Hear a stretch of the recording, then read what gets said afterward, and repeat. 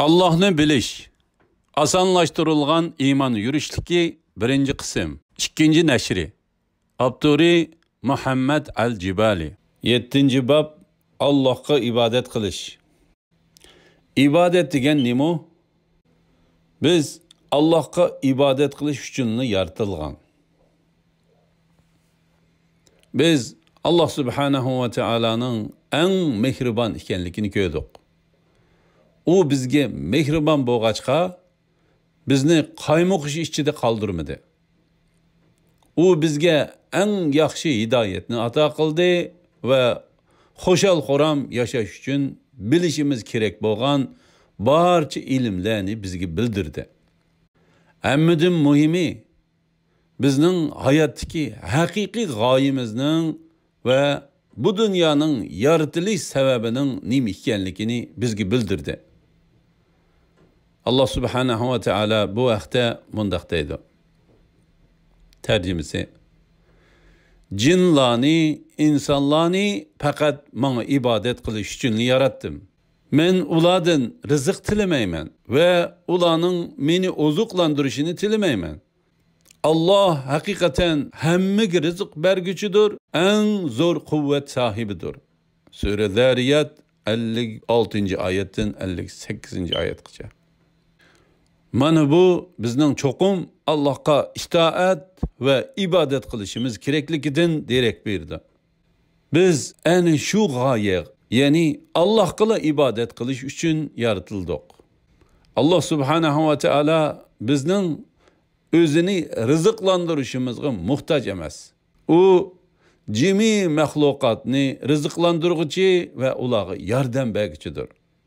Bizning ilkimizdagi hamma narsani Allah subhanahu ve Teala ato qilgan. U bizning yaxshilardan bo'lishimizni va shu orqali o'zining mukofotiga noil bo'lishimizni xohlaydi. Bu cho'qim bizning hayotdagi asosiy g'oyamiz bo'lishi kerak. Başka barliq g'oyalar ikkilamchi deb qaralishi ve Allah'a ibadet qilishdan ibaret bu büyük g'oya uchun xizmat qilish kerak. Allah'ның hidayet qilishi. Hamma narsani Allah subhanahu ve Teala yaratgan ve u o'z mahluqotlarini eng yaxshi biladi. Allah subhanahu ve Teala shundaq deydi. Tercümesi.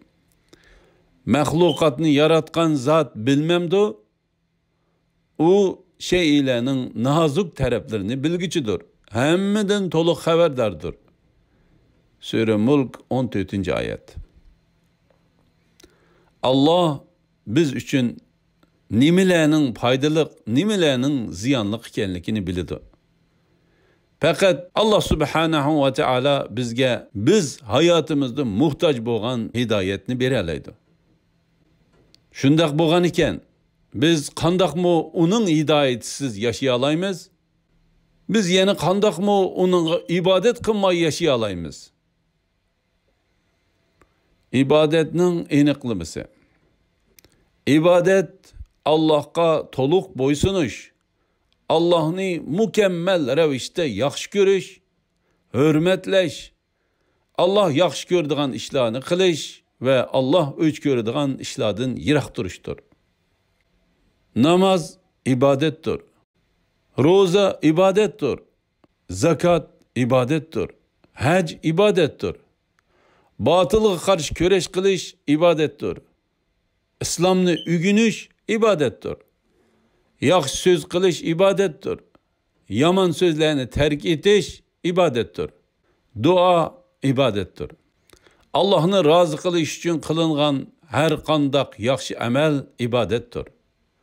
Shundaqla Allah'ını razı qilish uchun yamanlıqlarni terk etishmi ibadettir.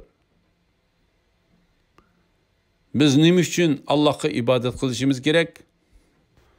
Biz nurg'unlagan sabablar tufayli Allah'a ibadet qilishimiz kerak.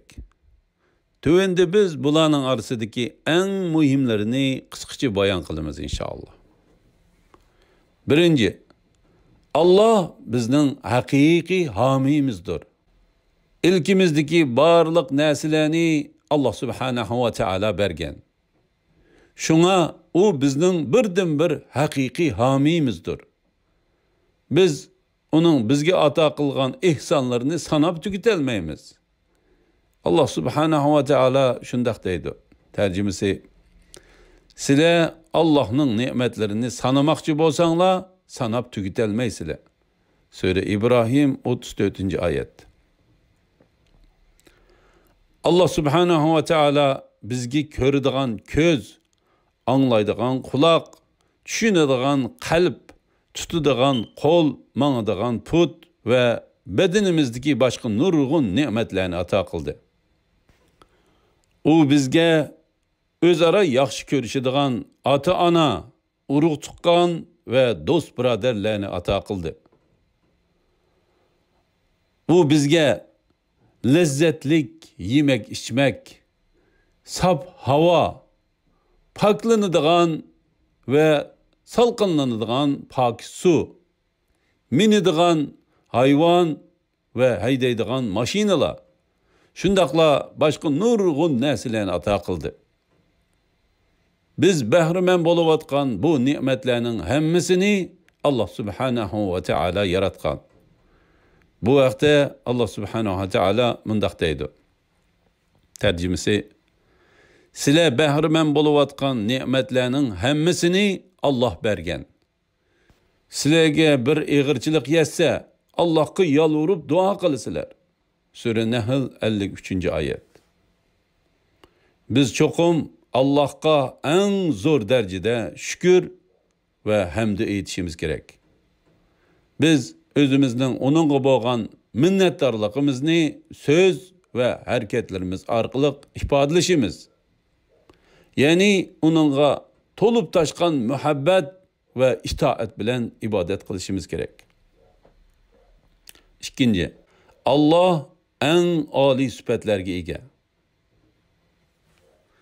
Biz ilgiriki bablarda Allah subhanahu va taoloning en katta ve âli sifatlarga ega ekanligini bayon qilgan edik.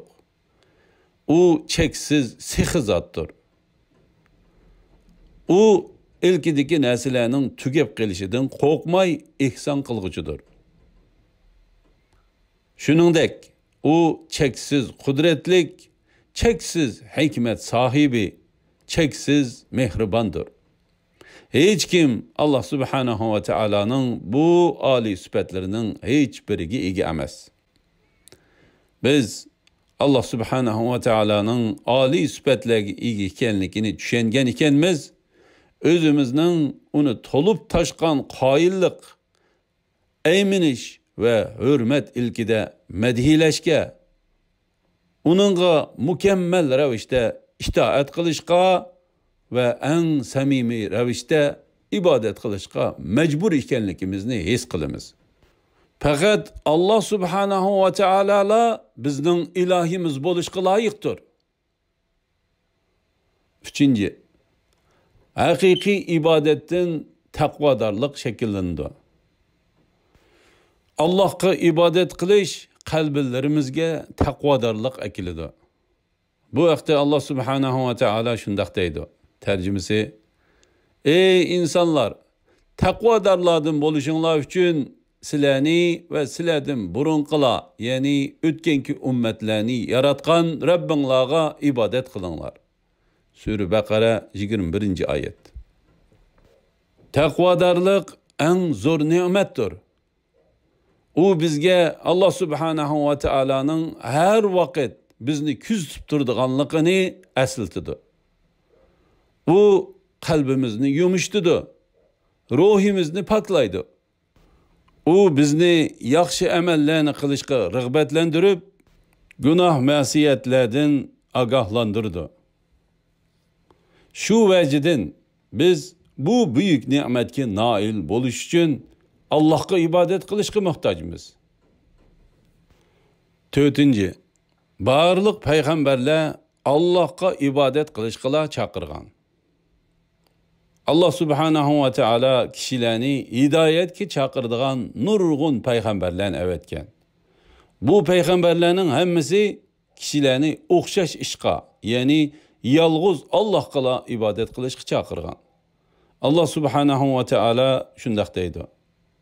Tercümesi: biz hakikaten her bir ümmetke Allah'a ibadet kılınla, tağutun yirak bolunla deb peygamber evettik. Sure Nahl 36. ayet. Allah subhanahu ve teala yani şundaq deydi. Tercümesi: ey Muhammed sallallahu aleyhi ve sellem, sendin ilgiri evetilgen peygamberlerinin hemmisiga menden başka ibadetki layık hiç ma'bud yoktur. Mağıl ibadet kılınla deb vahiy kıldık. Sure Enbiya 25. ayet. Şu veciden biz Allah'a ibadet kıysak, peygamberlerge hakiki ergeçken bolumuz ve özümüzün devirlerden buyan Allah subhanahu ve teala'ga ibadet kılıp kilivatkan yaxşı kişilerden biri işkenlikimizni his kıla alaymiz. Biz aşı kişilerden boluş üçün mu Allah subhanahu ve teala'ga ibadet kılışımız gerek. 5. Allah'a ibadet kılış biz üçün paydılık. Biz Allah'a ibadet kılış arkalık özümüzge en çok yaxşılık kıygan bulumuz. Başta mı eğitip ötkinimizdek Allah subhanahu ve teala bizni özüge ibadet kılış üçün yaratgan. O bizning özümüzge evetilgen hidayetke ergişip özüge ibadet kılışımızını buyurgan. Eğer biz bu hidayetke ergeçsek dünya ahirette saadetmenlerden bulumuz. Hakiki ibadetinin şartları. İbadetlerimizin Allah subhanahu ve teala tarafından kabul kılınışı ve şu arkalık savapka erişelişimiz için ibadetlerimiz samimi ve doğru buluş gerek. Ondaqda ibadetlerimiz qandaq bolganda doğru bolgan boludu? Bir ibadetning to'g'ri, ya'ni maqbul bo'lishi uchun tövendikidek ikki shart hazırlanış gerek. Birinci, u amel fakat ve fakat Allah rızalığı üçünla kılınış gerek. İkinci, u amel Resulullah sallallahu aleyhi ve sellem'nin sünnetine uygun buluş gerek. Birinciden biz çokum Allah'a ihlas bilen ibadet kılışımız gerek. Biz barlık ibadetlerimizde Allah'ınla razılığını közleşimiz. Her kandak ibadette insanların razılığını közlep kalmaslıkımız gerek. Allah subhanahu ve teala öz peygamberige hitaben şundaq degen. Tercümesi: eytqin ki men dinni şirklikten ve riyadan sap kılgan halda Allah'a ibadet kılışkı buyuruldum. Sure Zümer 11. ayet. Məlum bir ibadetni Allah'tan başkasının razılık üçün kılış şirknin bir türüdür. Şirk başkalarını Allah'a şirk kılıveliş digenliktir. Allah subhanahu ve teala şirk aralışıp kalgan emelini kabul kılmaydı. Bu vakti Allah subhanahu ve teala şundaq deydi. Tercümesi: ey Muhammed sallallahu aleyhi ve sellem, eytqin ki men sizlarga o'xshash bir insan men. Bana vahiy qilindi ki sizlarning ilahinglar yalg'iz bir ilahdir. Kimiki Rabbiga muloqot bo'lishni umid qiladi ekan, savobini umid qilib azobidan qo'rqidi ekan, yaxshi ish qilsin. Rabbiga qiladigan ibodatga hech kimni shirik keltirmasin. Sure Kaf 110. ayet. Elbette adette ata-onamiz, ustozlarimiz ve do'stlarimiz bizning yaxshi amal qilayotganligimizni ko'rishdan memnun bo'ladi. Lekin biz nuqul ularni xushal qilish uchunla yaxshi amal qilmasligimiz kerak. Biz yaxshi ishlarni Allohni rozi qilish uchunla qilishimiz kerak.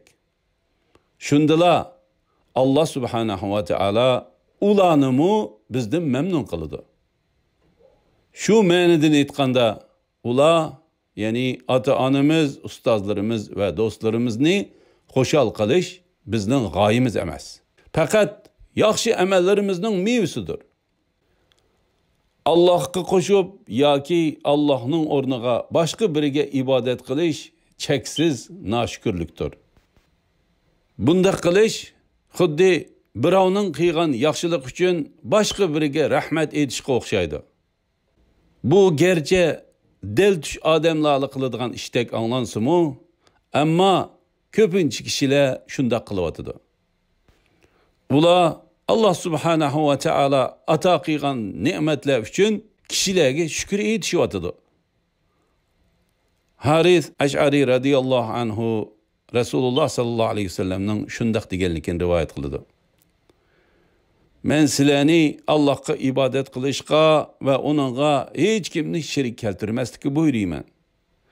Haqiqatan Allohga boshqalarni shirik keltirguchining misoli shuningga o'xshaydi-ki, biraylan bir ishchi yollab, uningga ish haqqini oltin kumushdan obdan berdi va u ishchiga bu mening uyim, bu mening yerim, bu yerda ishligin ve bunundan erişken paydangni bana topshirgin deydi. Andın o işçi o yerde işleydi. Ama algan paydasını öz hocayinidan başkasına topshirdi. Aranlardan kim öz işçisinin muşunda kılışını yaktırdı? Bu hadisinin yeni bir kısmını ilgiri nakil kılgan idik.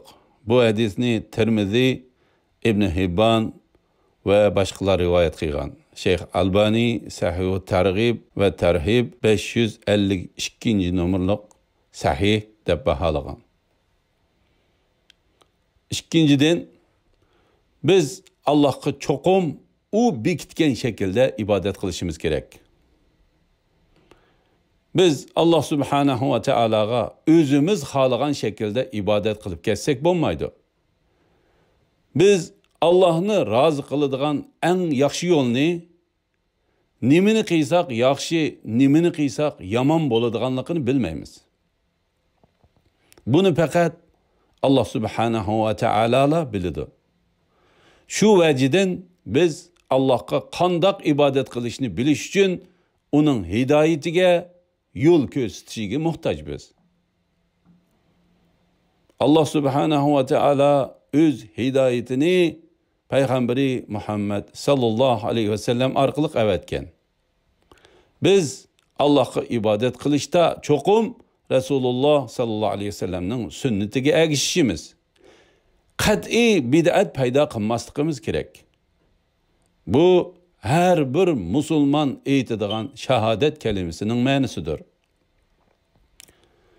Eşhedü en la ilahe illallah ve eşhedü enne Muhammeden Resulullah. Guvahlık bermen ki Allah'tan başka ibadetke layık ilah yok. Ve guvahlık bermen ki Muhammed Allah'ın elçisidir. Bu iki şehadet kelimesinin manisi Allah'tan başka hiç kim ibadetke layık emas. Şundaqla biz Allah'a fakat u bizge Resulullah sallallahu aleyhi ve sellem arqılıq ügetken şekilde yani onun sünneti boyunca ibadet kılışımız gerek deganlikdir. Biz Resulullah sallallahu aleyhi ve sellemge ergeçken ve itaat qilganda Allah'a itaat qilgan bo'lamiz. Allah subhanahu ve teala bu haqda mundaq deydi. Tercümesi kimiki peygamberge itaat qiladigan u Allah'a itaat qilgan bo'ladi. Sura Nisa 80. ayet. Biz Resulullah sallallahu aleyhi ve sellem'nin sünnetiga uygun şekilde chin ixlos bilan yalğız Allah'a ibadet qilsak, cennetga kirib dozaqdan qutula olishimizni umid qilamiz. Allah subhanahu ve teala bizlarni cennetga kirgizib dozaqdan amin qilg'ay. Amin.